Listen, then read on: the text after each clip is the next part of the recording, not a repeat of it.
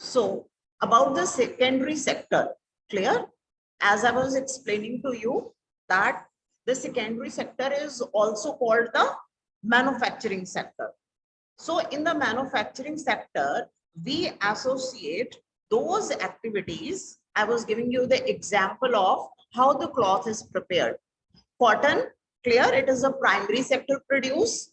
Later, the thread is made, and from the thread, the cloth is manufactured. Clear? And what we buy, the ready-made shirts or trousers, which we buy, becomes a secondary sector activity.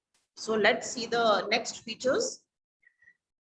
But has to be made, and therefore some process of manufacturing is essential. कई produce क्या होती हैं जो हम ready from the primary sector consume कर सकते हैं. This could be in a factory, a workshop or at home. जैसे मैंने आपको बताया है, कई जो है हमारी लार्ज स्केल इंडस्ट्रीज हैं, कोई स्मॉल स्केल इंडस्ट्रीज हैं, तो कोई हमारी कॉटेज इंडस्ट्री भी है. Further, when we will read the example, at that time I will explain to you that what is the difference.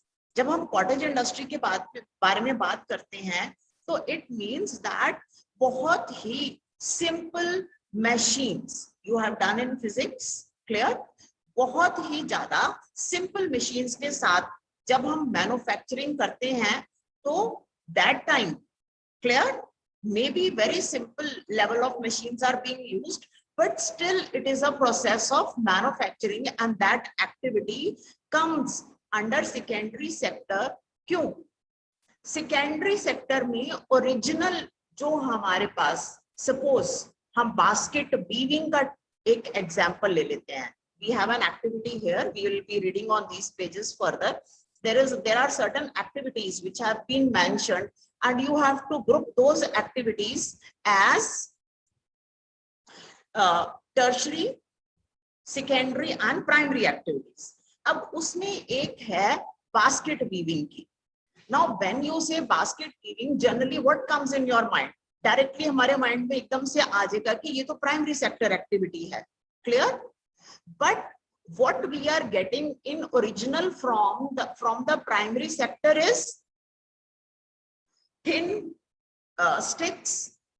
पतली हमारे पास बैम्बू की स्टिक्स हमें मिल रही हैं, जब किसी और फॉर्म में हमें ऐसी स्टिक्स मिल रही हैं जिनको हम कोई ऐसी शेप देके उसकी फॉर्म चेंज कर देते हैं. The form is changed. May be basket weaving में हम एक बहुत ही सिंपल टूल को यूज करेंगे, एक या दो टूल्स को हम यूज करेंगे. We will not go into very heavy manufacturing और machines will not be used. Clear? तो जो अभी हमने लाइन पढ़ी है उसका मीनिंग ये है, this could be in a factory, a workshop or at a home also. For example, using cotton fiber from the plant, we spin yarn and then similarly, जैसे मैंने कल आपको एग्रो बेस्ड इंडस्ट्रीज का example दिया था, इसी तरह हम शुगर केन क्या है, हम किस में ग्रो करते हैं? प्राइमरी सेक्टर में. क्लियर? अब उससे हम शुगर बनाते हैं और गुड़ बनाते हैं. ठीक है? अब शुगर बनाने में शुगर मिल्स होती हैं. आपके फगवाड़ा में तो अपने सिटी में ही शुगर मिल है, और आपने कई बार देखा होगा रोड साइड्स पे जब ये शुगर केन का सीजन होता है तो गुड़ भी बन रहा होता है. तो उसमें देखो आप, बड़ा सिंपल सी एक मशीन होती है, दे हैव अ रोटेटिंग, वहां पर फर्नेस जल रहा होता है जिसके ऊपर शुगर केन को वो मेल्ट करते हैं, and they add a few things and the gur is made. Clear? But still उसको हम मैन्युफैक्चरिंग में गिनते हैं. क्यों? क्योंकि शुगर केन जूस से उसकी फॉर्म चेंज होके वो शुगर और गुड़ बन गई. Clear? So let's see further down. Since this sector gradually became associated with different kinds of industries that came up, it is also called industrial sector. Now next is, after primary and secondary, there is a third category of activities that fall under the tertiary sector and is different from the above two. Why it is different? सबसे पहला इसका क्या है difference है, क्यों इन्होंने इस पहली लाइन में डेफिनेशन दी थी, सबसे पहले यही कह दिया कि it is different from primary and secondary. क्यों? क्योंकि इन दोनों में किसी तरह की कोई प्रोडक्शन हो रही है. ठीक है, हम खेत में सब्जियां उगा रहे हैं, क्रॉप्स उगा रहे हैं, ठीक है, फ्रूट्स के हम पेड़ उगा रहे हैं, प्राइमरी सेक्टर। अब फ्रूट से हमने जूस बना लिया, सेकेंडरी सेक्टर। क्लियर? किसी तरह की production and manufacturing is involve. But ये जो हमारा टर्शियरी सेक्टर है, ये कैसे डिफरेंट है प्राइमरी और सेकेंडरी से? Clear? Just now we will read it next line. There is a third category of activities that falls under tertiary sector and it's different from the above two. These are activities that help in development of primary and secondary sectors. These activities by themselves do not produce a good. ठीक है, अब आपको समझ आया? I'm reading again. These activities by themselves do not produce a good, but they are an aid or support for the production process. ठीक है, उसको add करती है. एड करने का मतलब है कि उसको हेल्प करते हैं. अब इसमें क्या आ जाते हैं? All kinds of professionals. हर एक तरह के जो प्रोफेशनल्स होते हैं. आपको याद होगा, मैंने आपको बताया था कि 9th स्टैंडर्ड में आपने ज्यादा एग्जाम्पल्स के साथ इन सेक्टर्स को पढ़ा था. If you remember, communication and transport, tertiary sector का example. I'm again going back to your first chapter. Clear? Story of village Palampur.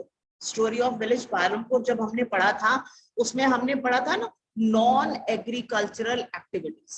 आपको याद होगा, last part of the chapter जो था, पहला पार्ट हमारा था, जब मैंने आपको कल भी बताया कि हमने पढ़े थे production, factors of production, agriculture, plot किसके पास है, इरिगेशन, ये हमने सारा कुछ पढ़ा. बट जो हमारे last part of the chapter था, उसमें हमने क्या पढ़ा था? Non agricultural activities. तो जब हमने नॉन एग्रीकल्चरल एक्टिविटीज में पढ़ा था, तो उसमें हमने पढ़ा था क्या? That is transport and communication. तो वो जो ट्रांसपोर्ट एंड कम्युनिकेशन था, वो क्या था? That was a tertiary sector activity. कैसे? अब मैं आपको फिर वो दो वर्ड्स बोलती हूँ. That these activities by themselves do not produce a good, but they are an aid or support for the production process. कैसे? Because here what we are doing, अब ट्रांसपोर्ट एंड कम्युनिकेशन के through primary sector में क्या हुआ? हमने sugar cane grow किया. ठीक है, अब वो शुगर केन को हमने सेकेंडरी सेक्टर में शिफ्ट होना है. क्लियर? इट मीन्स कि वहां पर शुगर की मैन्युफैक्चरिंग होनी है, गुड़ बननी है. ठीक है, अब वो खेतों से, ठीक है, विलेजेस से कहां पर जाएगा?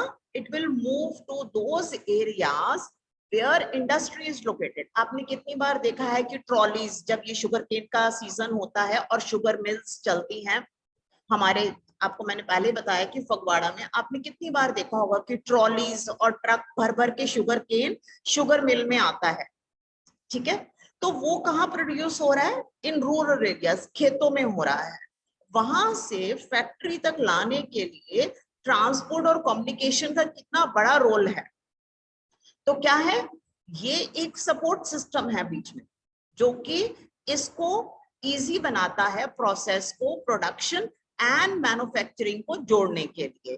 तो उसमें हमें तरह तरह के ट्रांसपोर्ट की जरूरत होती है. ठीक है, तो ट्रांसपोर्ट एंड कम्युनिकेशन एक टर्शियरी एक्टिविटी हो गई, जो कि प्राइमरी और सेकेंडरी सेक्टर को जोड़ती है. उसको काम करने के लिए एक इजी एक्सेस देती है. ठीक है, इट हेल्प्स, एड्स और supports. I hope now the meaning will be clear to you. Let's see, for example, goods that are produced in primary or secondary sector would need to be transported. अब secondary sector में क्या, primary से तो हम ले आए, secondary में ले आए उसको मैन्युफैक्चरिंग में करने के लिए. अब जो मैन्युफैक्चर हो गया, जो बन गया हमारे पास फैक्ट्रीज में, आपको याद है हमने चेन ऑफ मार्केट्स पढ़ी थी. ठीक है, उसमें हमने पढ़ा था goods are produced in the factories, from there they go to the wholesalers, from the wholesalers they go to the retailers, and from the retailers the consumers buy. तो ये जो सारी चेन चलती है, ठीक है, ये कैसे चलती है? Because it is with the help of transport and communication only, right? We are not able to successfully run the primary and secondary sector without the proper connection of the tertiary sector. तो इसीलिए ये primary और secondary sector को smoothly काम करने के लिए कौन हमें हेल्प करता है? The tertiary sector. Clear? Primary से सेकेंडरी में प्रोडक्ट्स लाने के लिए, सेकेंडरी में जो प्रोडक्ट्स मैन्युफैक्चर हो जाते हैं उनको मार्केट तक पहुंचाने के लिए. जब हम मैन्युफैक्चरिंग इंडस्ट्रीज के बारे में पढ़ेंगे तब आप पढ़ोगे कि जब हम लोकेशन देखते हैं किसी इंडस्ट्री को बनाने के लिए, फैक्ट्री को सेटअप करने के लिए, जब हम इसके फैक्टर्स की स्टडी करते हैं कि हमें फैक्ट्री लगाने से पहले कौन कौन से एस्पेक्ट्स देखने हैं. बहुत सारे एस्पेक्ट्स के साथ एक इंपॉर्टेंट एस्पेक्ट है कनेक्टिविटी. ये भी आपने पढ़ा था उसमें, स्टोरी ऑफ विलेज पालमपुर में, that now the rural areas are connected with the states and the cities. So it is easy for the farmers to transport goods from the rural areas for selling in the. अब आप देखो कितने सारे किसान हैं जो खुद भी अपनी सब्जी बेचने के लिए सिटीज में आ जाते हैं. ठीक है, तो वो कैसे आ पाते हैं? Because there is a good connectivity. Connectivity means that from moving to and fro हमारे पास अच्छे रोड्स हैं, अच्छे मीन्स ऑफ ट्रांसपोर्ट हैं. तो ये भी जब हम फैक्ट्रीज भी लगाते हैं तो सब it is one of the important factors that we see कि कनेक्टिविटी जो है इंडस्ट्री की वो अच्छी हो. क्यों?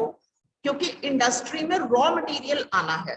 ठीक है, और रॉ मटेरियल जब मैन्युफैक्चर होता है वो फिर सिटीज में और मार्केट्स में ट्रेडिंग पर्पस के लिए फिर से जाना है. तो अगर हमारे पास यही सिस्टम अच्छा नहीं होगा, ट्रांसपोर्टेशन का सिस्टम अच्छा नहीं होगा, so then we will naturally have problem. Clear? So let's see further. We also may need to talk to others over telephone. मैंने आपको पहले ही बता दिया, communication and transport, और borrow money from banks, banking, to help production and trade. So therefore, transport, storage, communication, banking, trade are all some example of tertiary activities. Since these activities generate services, ठीक है, services provide करना, not production or produce. Clear? But seva, seva in the sense means service. Okay, so that's why this sector is also called as the service sector. अब आप देखो primary, secondary and tertiary sector, तीनों sectors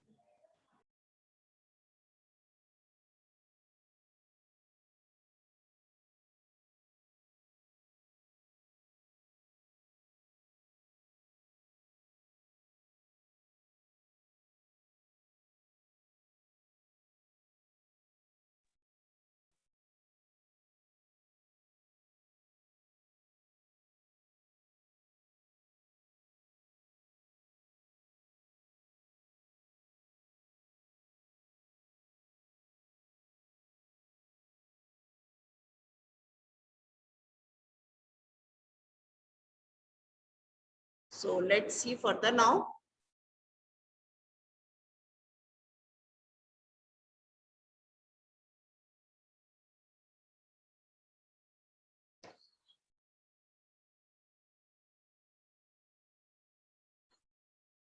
The primary sector, as I was telling you, is also known as the agriculture and related sector. Industrial sector is known as the manufacturing sector also, that is the secondary sector. And then next is the tertiary sector. It is also called as the service sector. Is it clear? So next is service sector also includes some essential services that may not directly happen in production of goods. For example, we require teachers, doctors. I told you all kind of professionals. Clear? All kinds of professionals also come under the tertiary sectors. Next is they have given examples of ATM booths, call center, software companies, etc. तो आपने बेटा ये जो features मैंने आज आपके साथ discuss किए हैं तीनों सेक्टर्स के, that is the primary sector, the secondary and the tertiary sector, आपने इनके फीचर्स नोट डाउन करने हैं अपने लेवल पे. I don't have to share notes for this. You can first write yourself. Is it clear? So then tomorrow or day after I'll discuss and you can see that what you have written is correct or not, but please write the correct examples. The examples are already given in your book. Now let's move on to page number 21. There is one activity. This is very important activity. All of you see page number 21. Yes, services means that we are providing the, suppose factory is there. Now in the factory, if a person is working, clear, he is communicating with the other sectors. So naturally he is providing the services, clear. But if a person is working in the industrial sector as a worker, clear, so that worker will come under the industrial sector. All right. Let's see this activity. When you will do this activity, you will be much clear. You will not get confused. So see here on page number 21.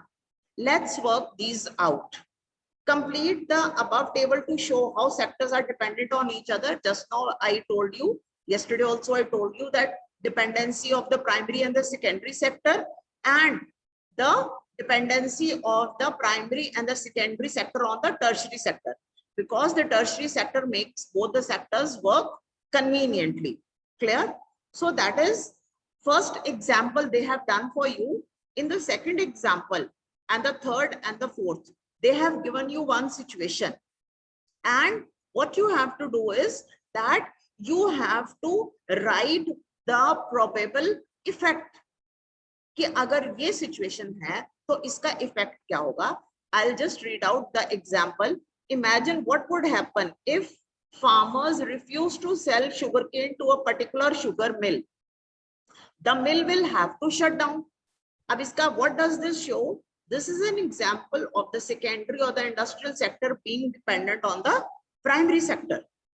So there will be many industries which will be dependent on the raw material. Clear? Of different kind. जैसे मैंने आपको बताया agro based industries हैं, they are directly dependent on the primary sector for the raw material. और अगर वो raw material उनको नहीं मिल पा रहा है तो then how the industry will work? तो उन्होंने इफेक्ट बताया है. क्या इफेक्ट बताया है? It means that the industry is dependent, specially this kind of. Otherwise कई ऐसी इंडस्ट्रीज हैं जहां पर हमें माइनिंग से भी रॉ मटेरियल मिलता है, जैसे आयरन ओर है. ओके, अब नेक्स्ट है, imagine what would happen to cotton cultivation if companies decide not to buy the Indian market and import all cotton they need from the other countries. अभी हमने cotton का भी example किया और cloth manufacturing के बारे में भी स्टडी किया.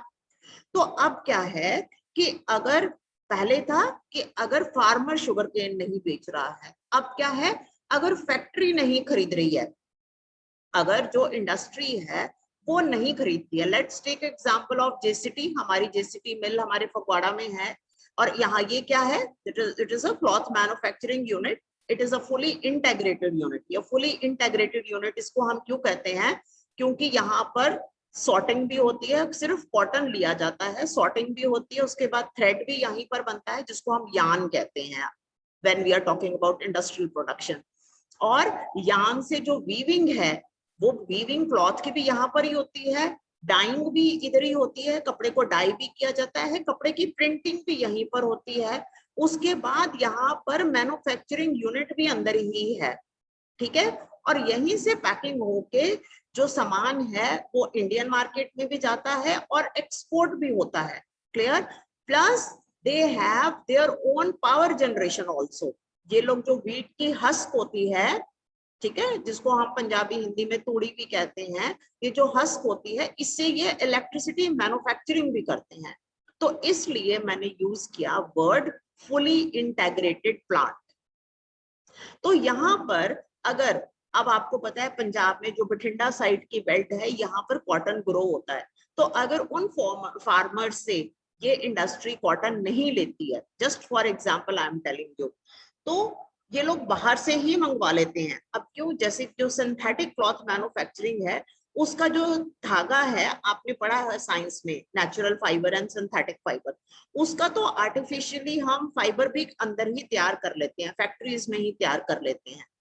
और तो फिर क्या होगा, अगर कॉटन ग्रोअर्स ने कॉटन ग्रो किया है इंडस्ट्री को देने के लिए, बट इंडस्ट्री उनसे नहीं खरीद रही है, then what will happen? Let's read further. Indian cotton cultivation will become less profitable and the farmers may go bankrupt if they cannot quickly switch to other crops. Cotton prices will fall. ठीक है, तो अब क्या होगा?